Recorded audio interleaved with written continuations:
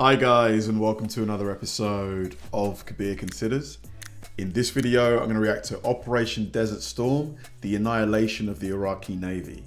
Now, I have been loving reacting to this series so far by the Operations Room. I've got to say, he's done an amazing job of these videos in terms of the storytelling and the animation. He's really nailed it.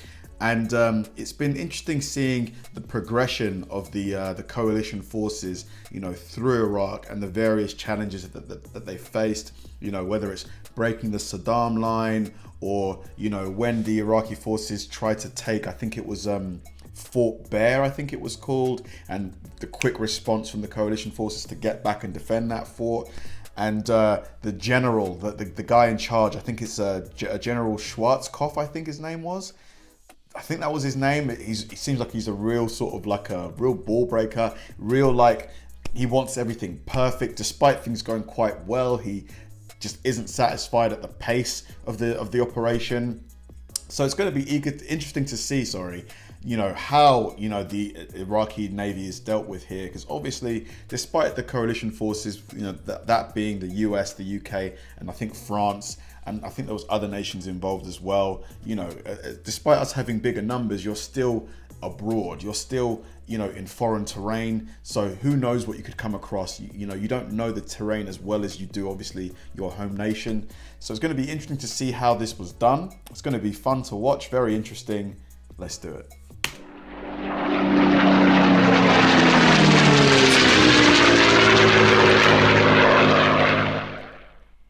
15 Iraqi fast attack craft and amphibious vessels slip their moorings in harbours of the Kuwaiti and Iraqi coast and sail southwest.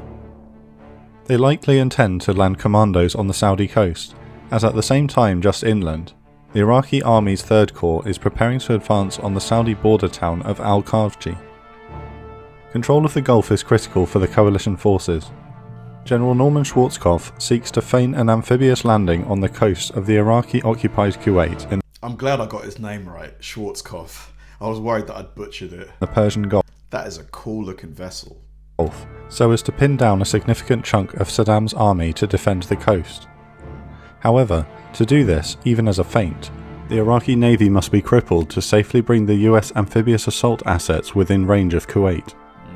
Saddam Hussein's navy has been bolstered with its invasion of Kuwait, capturing several Kuwaiti vessels undamaged, notably 5 German-built Exocet armed fast attack craft. At 3 PM on the 29th of January, RAF Jaguar strike aircraft crossing the coast returning from a strike in southern Iraq spot the Iraqi force heading southwest. To date, the attempts to neutralise the Iraqi Navy have been limited in size and success. 2 Royal Navy Lynx helicopters from frigate HMS Brazen and destroyer HMS Gloucester are vectored to intercept with another flight of Jaguars from Bahrain. The first attacks fail, with all Lynx launched radar-guided anti-ship Sea Skewer missiles failing to strike targets. Really? But they're guided. You would think that having that technology would enable, at least a, say, 75% hit rate. It's not like they're just completely just dropping like carpet bombing. These are laser-guided missiles, no? One Jaguar is able to set a landing ship ablaze, and the flotilla scatters. Most of the vessels flee for the ports of Kuwait, which coalition forces are currently prohibited from attacking. In the evening, another Lynx is searching for Iraqi targets, sweeping the Persian Gulf at just 25 feet above the waves with a US Navy Seahawk. The Seahawk guides them to a suspicious contact. One Lynx is able to obtain a radar lock and launches a Sea Skewer.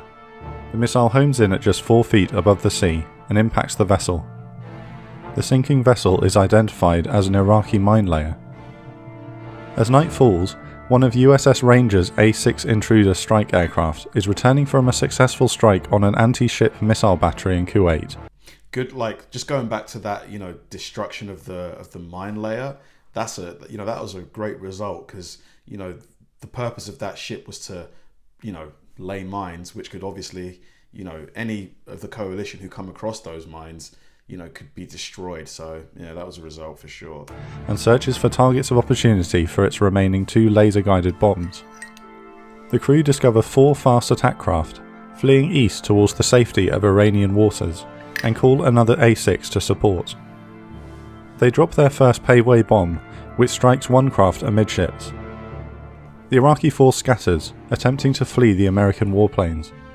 Making another pass, their second paveway detonates amid the Exocet launchers of one of the missile boats.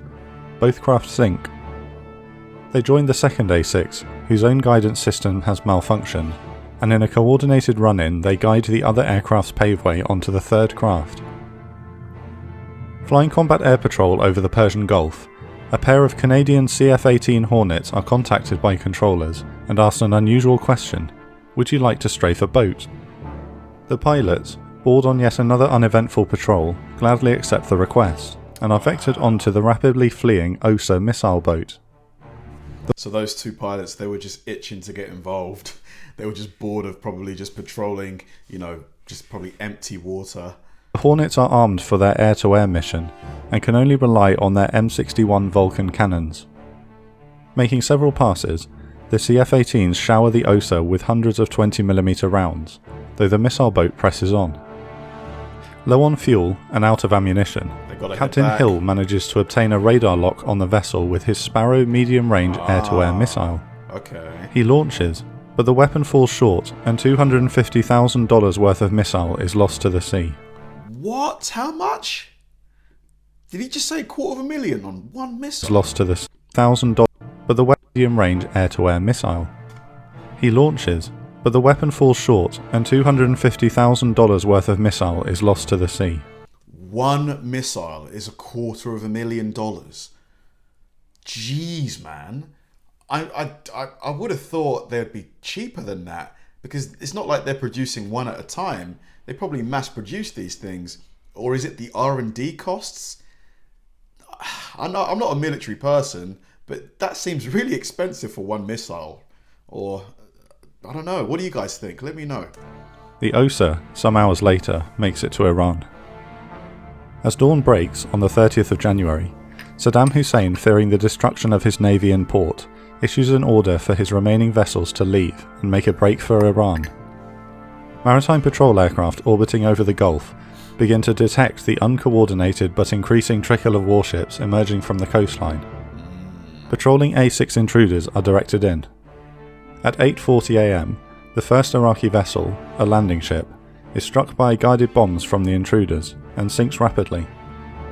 A second ship, a mine layer, is reported fleeing from the scene. Seahawk and Lynx helicopters patrolling as close as 3 nautical miles from the Kuwaiti coast investigate numerous unknown contacts. One Lynx is directed to a pair of suspicious radar contacts off Bubiyan Island, closing to within range of enemy shoulder-launched missiles on the coast. Visually confirming the first contact as a fast attack craft, the Lynx accelerates at low altitude, obtains radar lock and lets fly with its first sea skewer. It tracks and strikes the craft, crippling it. The Seahawk vectors the chopper onto the next ship. These ships here, don't they have any kind of defences of their own? Like, you would think that they've got something. Like, why aren't they firing back? It just seems like they're kind of sitting ducks almost. A mine layer. Banking onto their new target, the Lynx locks up the Iraqi vessel and fires off its second missile. It detonates amidships, also leaving the mine layer immobilised. Yeah, they're just getting out taken of weapons, the Lynx heads back to HMS Cardiff. Further east, US Navy F-18s and A6 continue to attack clusters of fleeing Iraqi vessels, blanketing them with cluster munitions and bombs. The US I thought cluster bombs were banned. Like, I'm guessing they're banned now, but this took place many years ago, right? So yeah, I thought cluster bombs had been banned from use. US Navy aircraft claim a further 6 Iraqi vessels destroyed. Anticipating more targets, the USS Theodore Roosevelt launches a further 12 strike aircraft. At 1 PM, a Lynx from HMS Cardiff is tasked onto a pair of fast attack craft fleeing Kuwait. The helicopter smashes one with a sea skewer. The second skewer, however, malfunctions and detonates harmlessly, short of the Iraqi craft. With no missiles left, the Lynx stalks the remaining vessels. Another Lynx arrives on the scene. Getting to work immediately, it locks up the second craft and salvos off both of its missiles, devastating the craft. Both Lynxes return to HMS Cardiff. Mate, they're just getting hammered. the Iraqi Navy here. They're just getting absolutely hammered. For a fast refuel and rearm. By 3 PM, both helicopters are back on station, venturing near the Al-4 Peninsula. They're locked onto by an SA-2 SAM battery, and having escaped at low level, are then briefly locked onto by US Navy F-14 Tomcats. Discovering one of the captured German vessels, the Lynxes send them to the bottom. The last two landing ships of the breakout attempt are sunk by the US Navy bombing from Roosevelt. In just 24 hours, US and Royal Navy assets have decimated Iraqi naval forces at sea, sinking 21 vessels. Wow. Just one landing ship and a single Osa-class missile boat escaped to Iran. Mate. Fought entirely at sea, Heavy losses. the battle at Bubiyan has a tangible effect on the coming land war. The Iraqi army will now be the first and only defence against a potential seaborne assault, tying down troops to defend coastal positions, which would be needed against the coming coalition land invasion. Wow. Wow. Great job from the coalition. Pure efficient destruction there. The Iraqi Navy they showed such little resistance to me. It seemed that apart from trying to flee, there was very little retaliation. You know, it seemed that they didn't fire weapons back, which surprised me, because I would have thought they would, you know, each of the ships would have some kind of like, you know, cannon or machine gun that they would have fired back at the aircraft that were firing upon them. But it just seemed that they were just trying to flee. But yeah, the coalition the joint forces of the UK, the US, Canada as well, and France, just way too much for the Iraqis here. They just couldn't put up any meaningful resistance here. And it's going to be eager to see how this thing progresses, but so far it's just looking like it's going one way, and that's the coalition's way. Thanks for watching, guys, and I'll see you in the next one.